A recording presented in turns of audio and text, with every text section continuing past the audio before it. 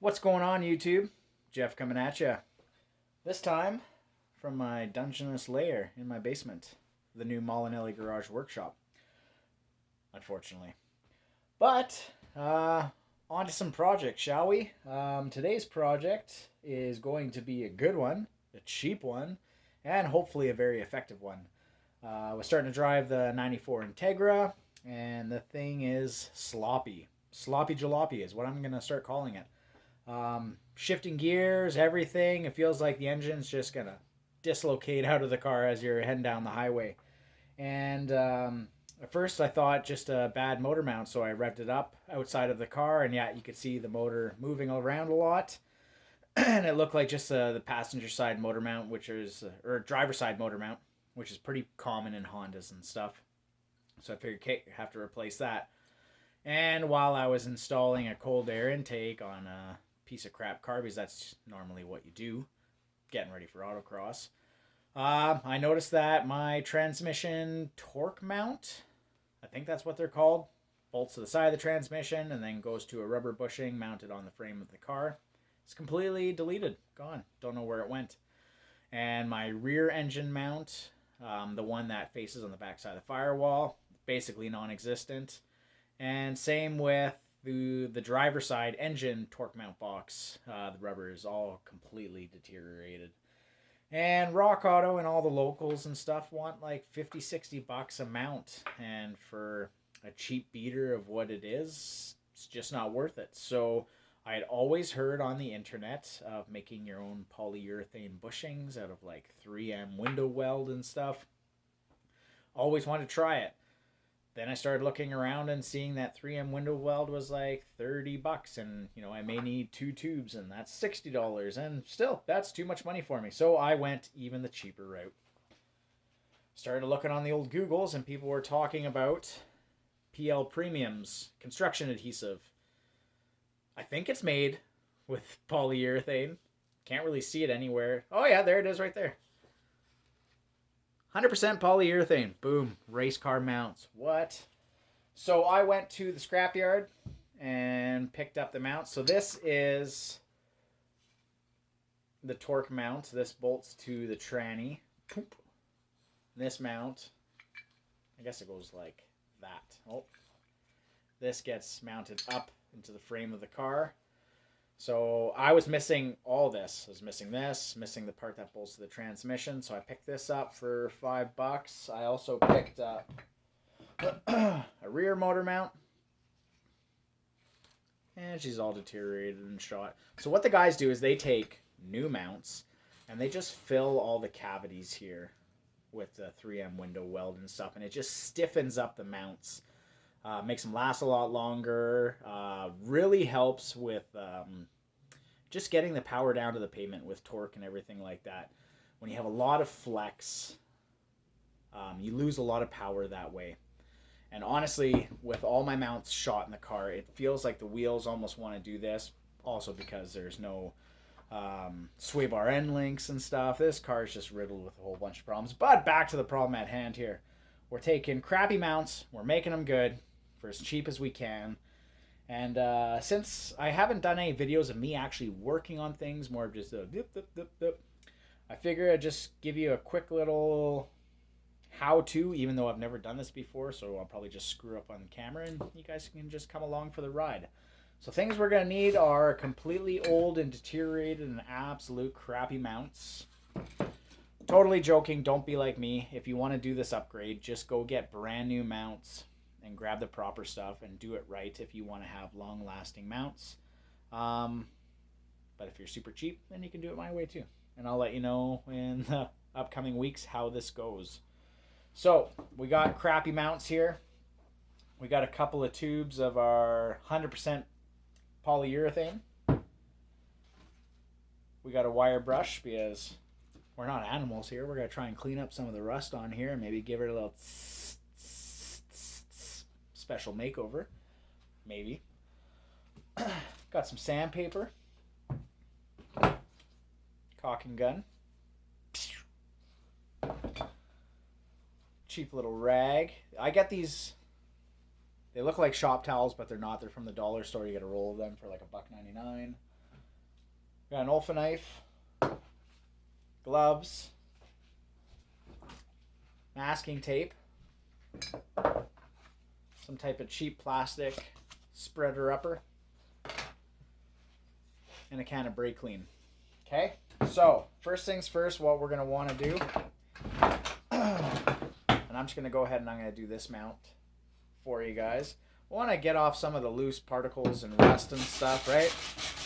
Because afterwards I am going to take some black trim clad as I usually do, and I'm just going to paint everything. The downside with this stuff is this comes out like a molasses, like a toffee color. It's like a light brown and stuff. It just screams DIY when you're looking at them in the engine bay. People are going to know that you're a hack. So we're going to spruce it up and paint everything black, and no one will be none the wiser. So we're just going to give this a quick little wipe down. You guys can have your fancy like drill powered. That's like an old school wire brush. Does the job up really well. You should be wearing glasses while you're doing this. I like to do the old squints. That protects your eyes just as well as safety goggles, guys. Come on, it's cheap. It's free.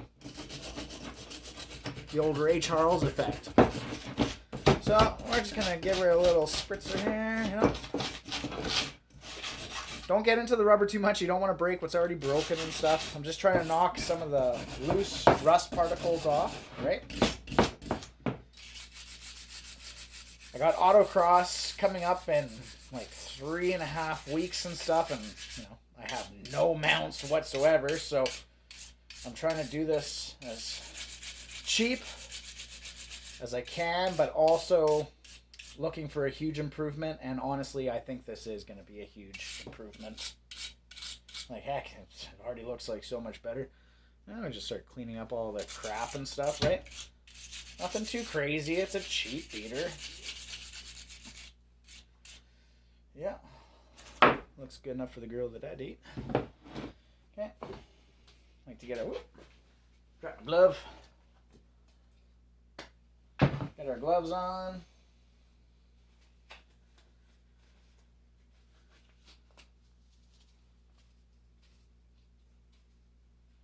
You can pick these boxes of gloves up at Walmart really cheap too. The Equate brand. Really come in handy. Give her a light little spritzer. And this you want to get into the rubber because we want to clean that rubber the best we can. Because you want to have good adhesion with this polyurethane. So get your fingers into that nook and cranny. I want to get this as clean as possible. And we'll get it everywhere.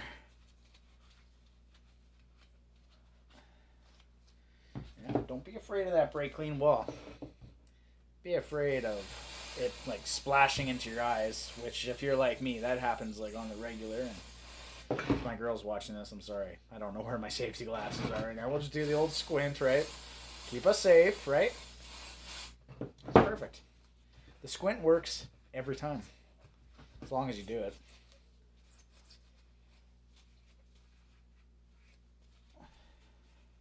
You gotta be thorough cleaning these things. We need good adhesion. Because if you don't have good adhesion, well, then you're just doing really nothing at that point, and you're not making anything better, and you're just wasting your time.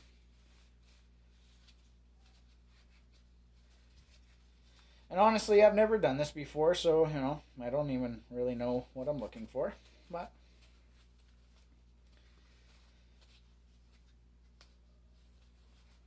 that looks good for me. So got everything nice and clean. We've wire brushed all the rust flakes off, and we're gonna doll that up with some trim clad later, so don't you worry. Okay, we're gonna get some masking tape, and I think what I'm gonna do is I'm just gonna mask off one side. This is the hardest part, is finding. There it is. And I always get my masking tape at the dollar store. I get almost all my products at the dollar store. I'm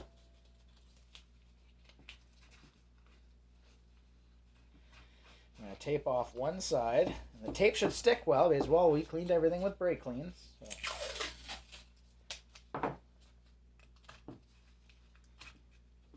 This part doesn't have to look pretty. Just has to keep the polyurethane from spilling out on the other side.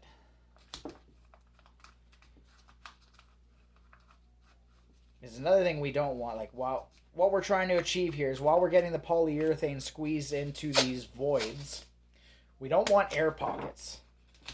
So that's where the spatula is going to help push it into those voids. And we don't want it just oozing out the other side, right? So we're going to use a bit of tape here. Yeah, really get her in there. See what I'm doing here, right?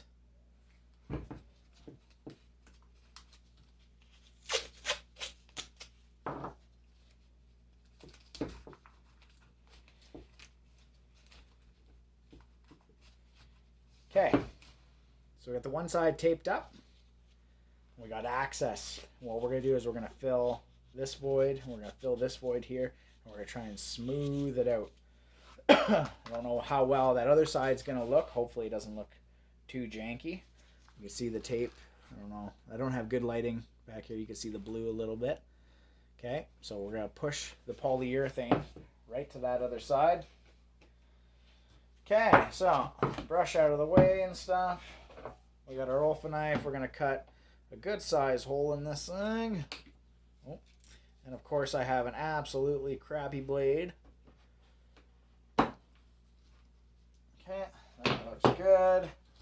Just found a nail here, which is good. Hopefully that's long enough to poke. It is. Boom.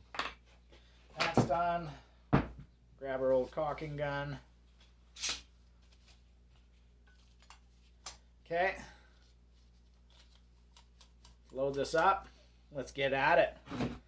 I don't know how well you guys are going to see. Sorry, always working on a cell phone. Don't have lots of money here. Okay.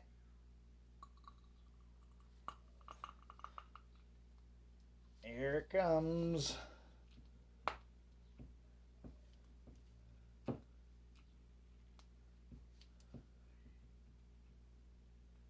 Just trying to fill up all the voids. Get your nozzle in there as deep as it will go. And as it gradually starts coming up, bring your nozzle up some more.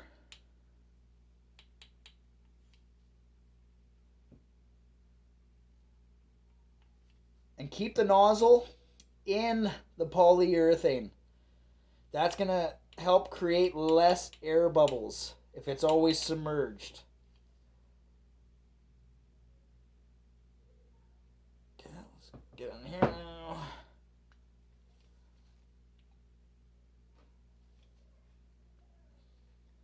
And I'm hoping, I bought 2 tubes of this.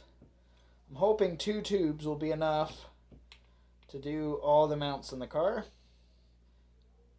And we're going to go crazy. We're going to load up the top too.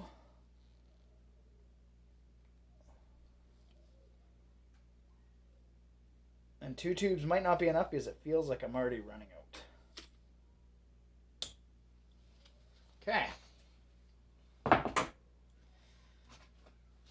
Now we're going to use this, and we're going to make this side at least look a little pretty. This stuff is hard. I thought it would be a lot more pliable. It's rock hard. And I'm like pushing it in, right? You know, get her in there, fellers and fellerettes. You know, a little vice grip garage lingo for you. I'm already super impressed here. This looks dope.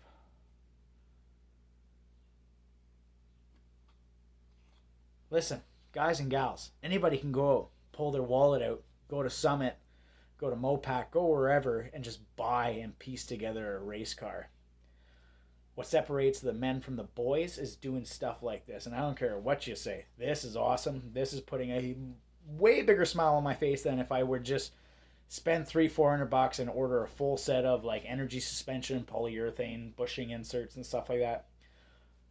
I have a lot more fun doing stuff like this. And I think you guys will too. Don't forget to like, share, subscribe. You know, fella wants to build the channel, and I know. I'm always late uploading videos and stuff. Life gets in the way. This is what gloves are for, because I can't get the spatula in there, so I'm going to smooth that part out.